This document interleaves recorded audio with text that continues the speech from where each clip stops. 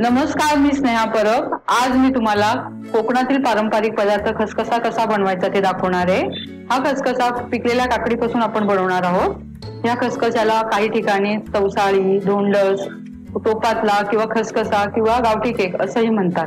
चला तर मग आपण आता तवसाळी किंवा खसखसा बनवण्यासाठी किचनकडे वळूया। आता आपण तांदूळ भाजून घेऊया। तर चांगले खरपूस भाजायचे तांदूळ। तांदूळ कुठलेही असतील तर तुम्ही रोज खाता त्यातले असले तरी चालतील। हे आता हे म्हणजे गावचे तांदूळ आहेत। तुम्ही ते बासमती किंवा तुकडा बासमती घेतला तरी छान होते याचा। मी इथे एक बाउल हे दब तांदूळ म्हणजे धुवून सुकवले फॅन खाली आणि पूर्ण न सुकवता थोडे ओलसर असतानाच काढून घेतले इथे। हे असे आपल्याला आता हे भाजायचे आहेत चांगले खरपूस तव्यावर। गोल्डन ब्राऊन होईपर्यंत आपल्याला हे तांदूळ छान भाजायचे तसे। हे आता आपले छान खरपूस भाजून झाले। मी आता गॅस बंद करते आणि आता हे थंड झाल्यानंतर आपल्याला याचा रवा काढायचा आहे मिक्सर मधून एकसारखा।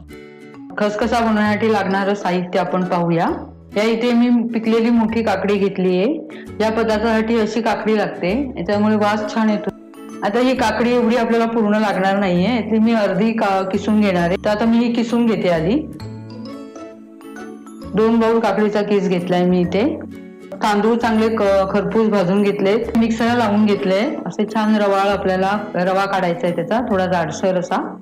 त्यानंतर 1 बाउल मी इथे गूळ घेतलाय। त्यानंतर शेंगदाणे चांगले भाजून जास्त बारीक करायचे नाही, त्याचे 2 किंवा 4 तुकडे होतील असे मिक्सर मधून वाटून घेतले। त्यानंतर तूप लागणार आहे आपल्याला, हळद, मीठ आणि जायफळ, वेलची आणि जिरं हे आपल्याला मिक्सरला वाटून घ्यायचंय बारीक। आता आपण खसखसा करायला घेऊया। मी गॅसवर टोप ठेवलाय, मोठा टोप ठेवलाय चांगला, कारण का आपल्याला ढवळायला वगैरे छान मिळेल मग। आता आपला टोप चांगला तापलाय। मी आता त्यामध्ये 3 चमचे मी तूप घालणार आहे यामध्ये।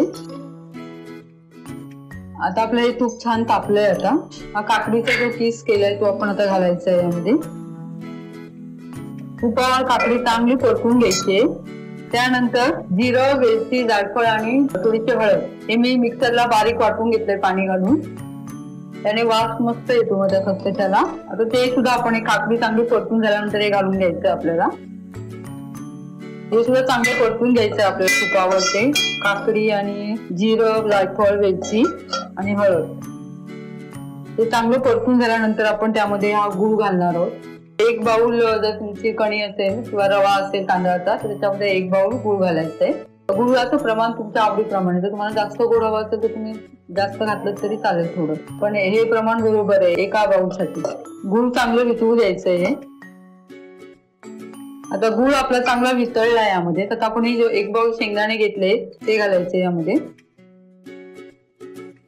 शेंगदाणे, गूळ आणि बाकी सर्व चांगलं उकळल्यानंतर आपण ही जे रवा काढलाय ना 1 बाउल तांदळाचा तो घालायचा।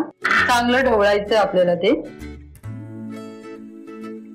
आणि थोडं मीठ घालणार आहे मी नावाला। गोड पदार्थामध्ये थोडं मीठ घातलं की चवीला छान लागतो तो पदार्थ। ते चांगलं ढवळून घ्यायचंय आपल्याला यामध्ये। चांगली उकळी आल्यानंतर आपण त्यामध्ये आता पाणी घालायचंय। ते गरम पाणी केलंय मी। आपलं 2 बाउल काकडीचा किस होता, 1 बाउल तांदळाचा रवा होता, तर आपण आता याच्या तिप्पट पाणी घालणार आहोत। 3 बाउल पाणी घातलंय। याला आता चांगली उकळी येऊ द्यायची। अशी उकळी आल्यानंतर गॅस बारीक करायचा आपल्याला, त्याच्यावर हे झाकण ठेवायचंय आणि झाकणावर आपण पाणी घालणार आहोत। शक्यतो गरम पाणीच घालायचंय याच्यामध्ये, त्याच्यामुळे चांगलं शिजतं मस्त, त्याने चव पण छान लागते त्याला। 1 बाउल तांदळाचा रवा होता, आपण त्याला 3 बाउल पाणी घातलं आणि शिवाय काकडीचं थोडं पाणी आलं असेल ते। 2 बाउल काकडी होती, पण समजा कधी तांदूळ जुने असतात नवीन असतात त्याप्रमाणे कमी जास्त पाणी लागू शकतं। तर याच्यावर झाकणावर आपण पाणी ठेवायचं आणि जर लागलं असतं समजा ती कणी शिजली नाही किंवा रवा शिजला नाही तर थोडंसं पाणी यातलं आतमध्ये घालायचं परत ते। त्यामुळे पाण्याचा अंदाज असं तुमचे तांदूळ कसे आहेत त्यावर आहे। खूप जुने तांदूळ असतील तर जरा वेळ लागतो शिजायला, चांगला नवीन किंवा मिडियम तांदूळ असेल तर तेवढ्या ह्याच्यामध्ये होतो तो। बारीक गॅसवर आपल्याला हे शिजवायचंय चांगलं। तर रव्याचा दाणा शिजायला पाहिजे चांगला, तर तो चवीला छान लागतो, कच्चा लागेल। आणि आधीच जास्त पाणी घालायचं नाही, जास्त पाणी झालं तर मग ओलसर होतो मग तो। त्यासाठी जरा थोडं कमी, म्हणजे जेवढं मी आता सांगितलं तेवढं पाणी घालून बघायचं। वाटलं तर मग वरून थोडं घालू शकतो आपण, आधीच एकदम जास्त ओतायचं नाही पाणी। आपण झाकण काढून आता जरा ढवळून बघूया, खाली लागेल नाही ते, ओलसर आहे त्यामुळे आता एवढंच पाणी घालायचं नाहीये आपल्याला। सारखं बघायला लागतं, कारण का पाणी कमी झालं तर ते खालून लागेल नाही तर ते, त्यासाठी थोड्या वेळाने ढवळत राहायचंय ते 2-2, 3-3 मिनिटाने। थोडा वेळ लागतो करायला, पण चवीला खूपच छान लागतो पदार्थ. थोडं 2 चमचे मी पाणी घातले फक्त. छान उभेवर शिजू द्यायचंय, कारण काकडीचा पण ओलसरपणा असतो, शिजणार तेवढ्या ह्याच्यामध्ये थोडा वेळ लागतो. गॅस एकदम बारीक करायचा, नाही तर खाली लागेल लगेच तो. 5-1 मिनिटं झाली. आपले दाणे बघा थोडे शिजायचे आहेत बाकी. आता हे मुरत ठेवायचं आहे आपल्याला, खालून छान असा खरपूस व्हायला हवा तो, तरच त्याला चव छान येते. मला वाटतं आता पाण्याची गरज नाहीये याला, चांगलं चिकट आहे अजून हे. थोड्या वेळाने होणार ते. आता थोडी कणी आहे ती शिजणार, नंतर ती मुरत ठेवायचं आपल्याला. 2 मिनिटं झाली. आता मी झाकण काढून पुन्हा ढवळणार आहे ते. हे बघा चिकट आहे अजून ते, व्यवस्थित आहे, म्हणजे पाणी आहे थोडं त्यामध्ये, आणि ते पाहिजे आपल्याला, कारण पूर्ण शिजलेलं नाहीये ते. थोडेसे दाणे दिसत आहेत. बघा सगळं चारी बाजूने ढवळून घ्यायचं व्यवस्थित, खाली लागलेलं नाहीये ना बघायचं. मस्त असं प्लेन करून घेणार आहे पूर्ण.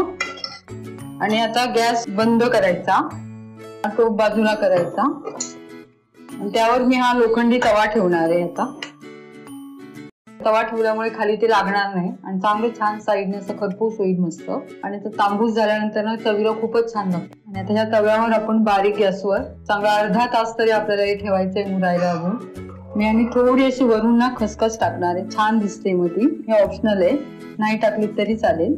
ती खाताना चवीला पण छान लागते आणि दिसते पण मस्त. आता मी याच्यावर झाकण ठेवणार आहे आणि प्लेन करून घ्यायचं, मग मस्त असं केक सारखा आकार येतो याचा.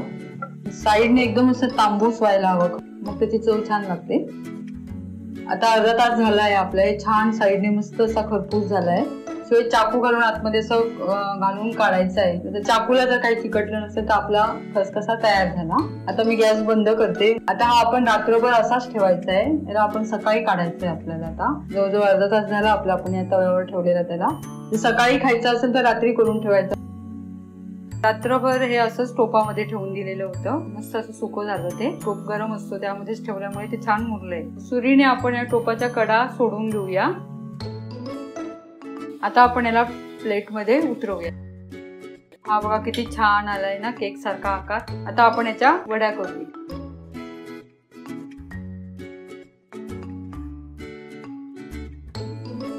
तुम्ही नक्की करून बघा, खूपच छान लागतो चवीला. आणि मला कमेंट मध्ये नक्की कळवा तो कसा झालाय ते. माझा हा व्हिडिओ जर तुम्हाला आवडला असेल तर माझ्या व्हिडिओ लाईक करा. माझे लेटेस्ट अपडेट हवे असेल तर माझ्या YouTube चॅनलला सबस्क्राईब जरूर करा आणि बेल आयकॉन दाबायला विसरू नका. आता आपण भेटू नेक्स्ट व्हिडिओमध्ये. तोपर्यंत नमस्कार.